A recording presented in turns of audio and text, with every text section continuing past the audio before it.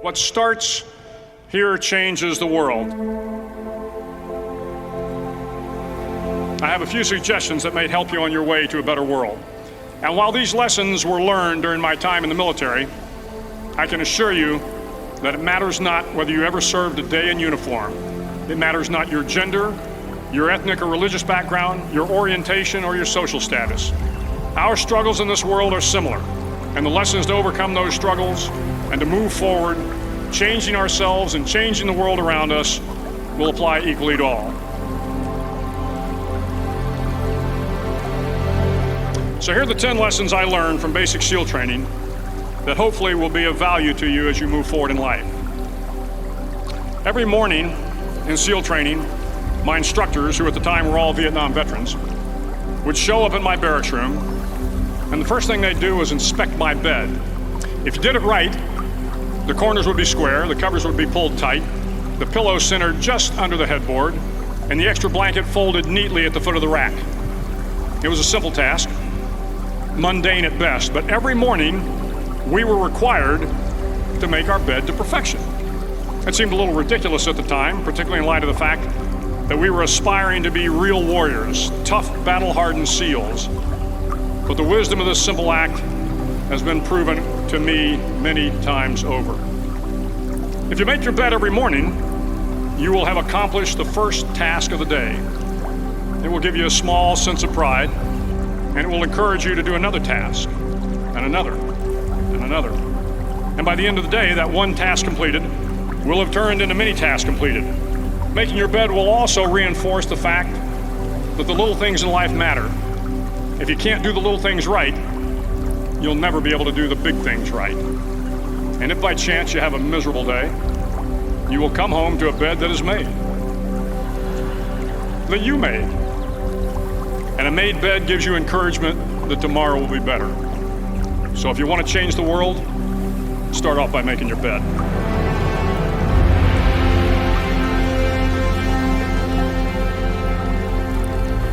During SEAL training, the students are all broken down into boat crews. Each crew is 7 students, 3 on each side of a small rubber boat, and 1 coxswain to help guide the dinghy. Every day your boat crew forms up on the beach and is instructed to get through the surf zone and paddle several miles down the coast. In the winter, the surf off San Diego can get to be 8 to 10 feet high, and it is exceedingly difficult to paddle through the plunging surf unless everyone digs in. Every paddle must be synchronized to the stroke count of the coxswain.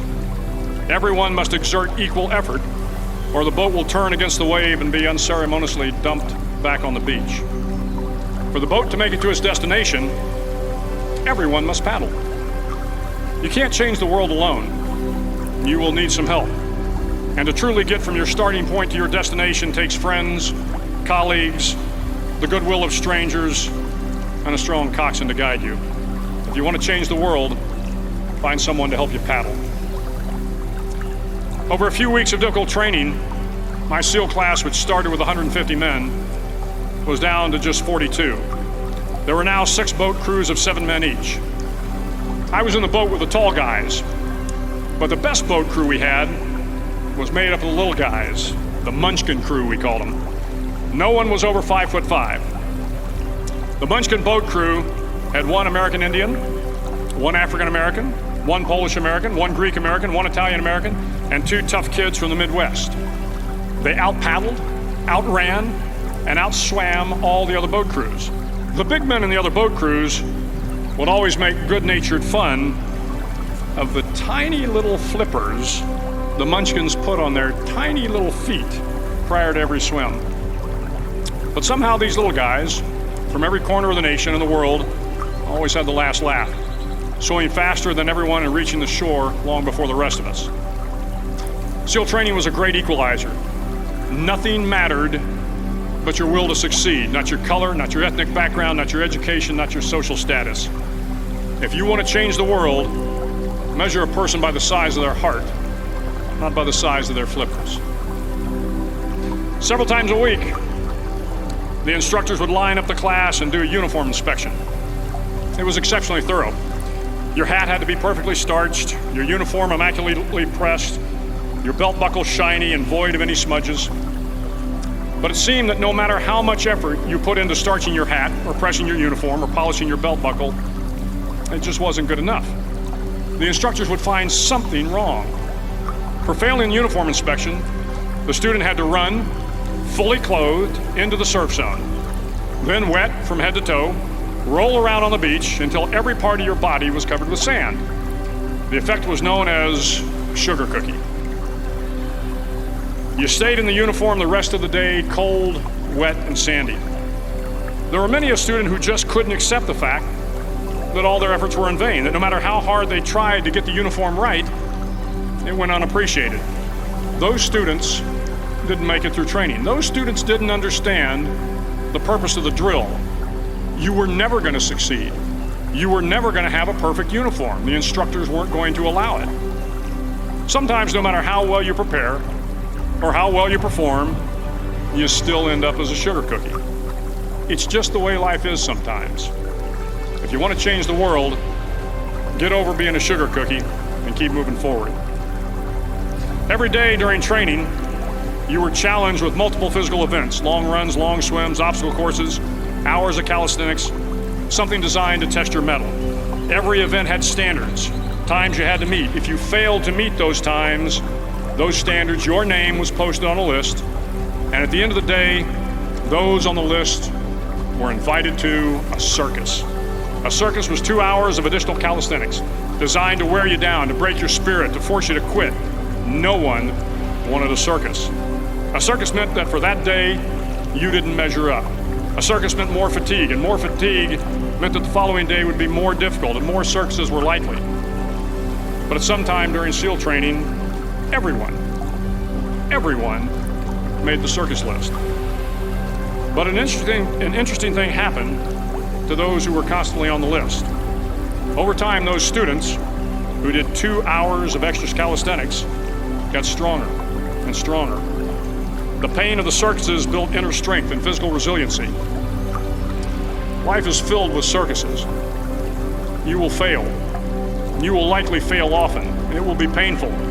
It will be discouraging. At times, it will test you to your very core. But if you want to change the world, don't be afraid of the circuses. At least twice a week, the trainees were required to run the obstacle course.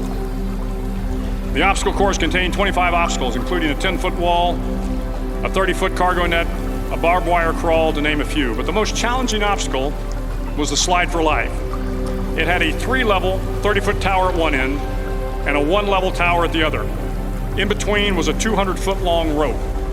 You had to climb the 3-tiered tower, and once at the top, you grabbed the rope, swung underneath the rope, and pulled yourself hand over hand until you got to the other end. The record for the obstacle course had stood for years when my class began in 1977. The record seemed unbeatable, until one day a student decided to go down the slide for life head first. Instead of swinging his body underneath the rope and inching his way down, he bravely mounted the top of the rope and thrust himself forward.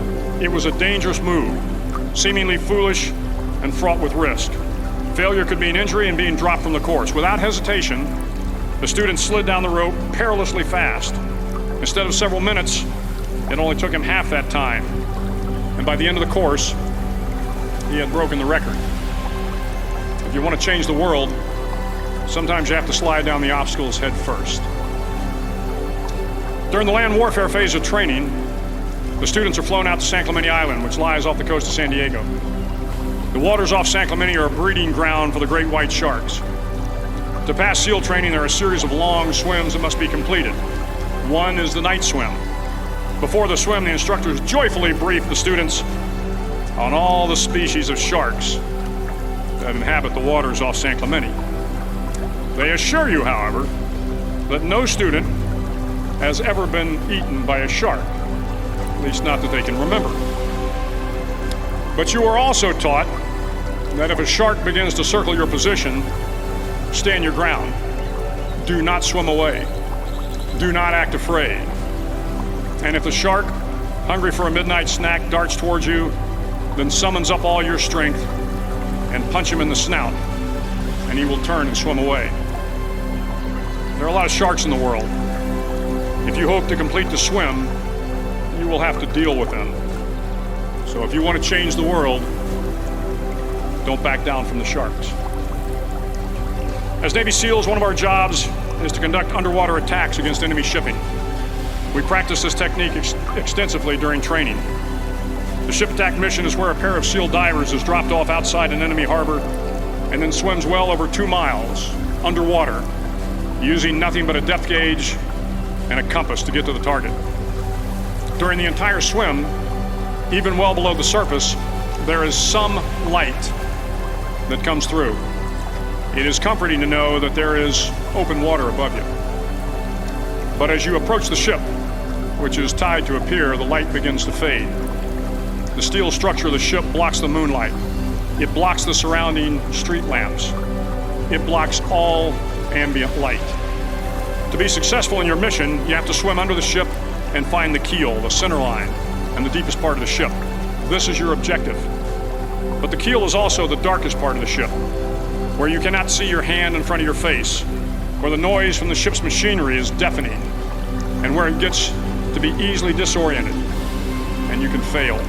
Every SEAL knows that under the keel, at that darkest moment of the mission, is a time when you need to be calm, when you must be calm, when you must be composed, when all your tactical skills, your physical power, and your inner strength must be brought to bear. If you want to change the world, you must be your very best in the darkest moments. The 9th week of training is referred to as Hell Week. It is 6 days of no sleep, constant physical and mental harassment, and one special day at the Mud Flats.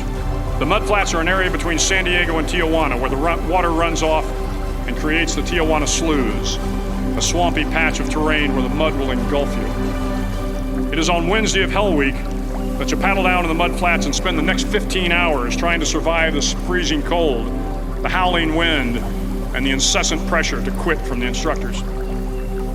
As the sun began to set that Wednesday evening, my training class, having committed some egregious infraction of the rules, was ordered into the mud. The mud consumed each man till there was nothing visible but our heads. The instructors told us we could leave the mud if only 5 men would quit. Only 5 men, just 5 men, and we could get out of the oppressive cold. Looking around the mud flat, it was apparent that some students were about to give up. It was still over 8 hours till the sun came up. 8 more hours of bone-chilling cold. The chattering teeth and the shivering moans of the trainees were so loud, it was hard to hear anything. And then one voice began to echo through the night.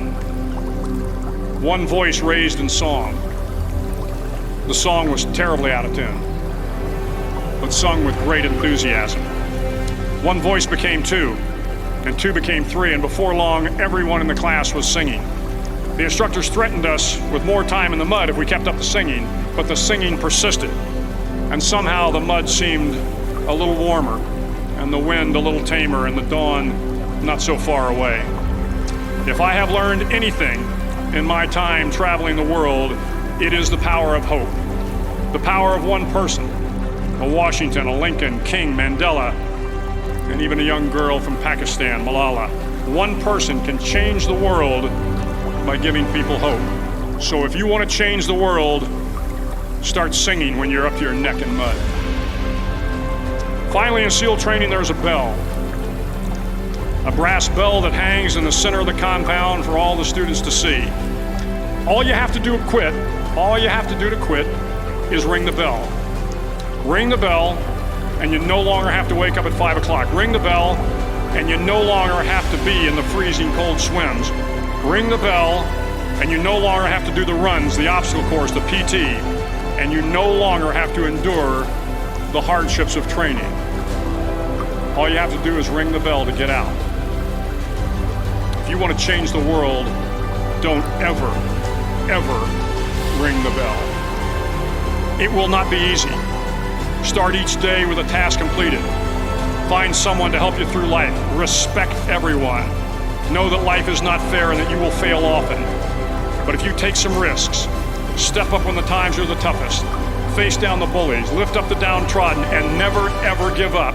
If you do these things, the next generation and the generations that follow will live in a world far better than the one we have today. And what started here will indeed have changed the world for the better. Thank you very much